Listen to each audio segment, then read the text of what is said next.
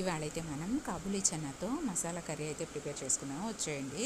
చపాతీలోకి చాలా బాగుంటుంది. దీనికోసం అయితే నేను ఆనియన్, టమాటో, అల్లం, వెల్లుల్లి, ఎండుమిర్చి, స్పైసెస్ అన్నీ వేసుకొని వాటర్ వేసుకొని బాయిల్ చేసుకున్నాను. ఇవన్నీ బాయిల్ అయ్యి చల్లారిన తర్వాత మిక్సీ జార్లోకి తీసుకున్నాను. ఇందులో కొంచెం పుదీనా, కొత్తిమీర కూడా యాడ్ చేసుకుంటున్నాను. బాయిల్ చేసుకున్న కాబూలీ చనా కూడా యాడ్ చేసుకొని గ్రైండ్ చేసుకొని పక్కన పెట్టుకున్నాను. ప్యాన్లో ఆయిల్ వేడి చేసుకొని ఆయిల్లో ఒక స్పూను కారం కూడా వేసుకొని కారం ఫ్రై అయిన తర్వాత మనం గ్రైండ్ చేసి పెట్టుకున్న పేస్ట్ కూడా ఇందులో యాడ్ చేసి మిక్స్ చేసుకోవాలి. ఇలా మిక్స్ చేసుకున్న తర్వాత వాటర్ కూడా యాడ్ చేసుకొని మిక్స్ చేసుకోవాలి. ఇలా బాగా మిక్స్ చేసుకున్న తర్వాత మూత పెట్టుకొని కుక్ చేసుకోవాలి.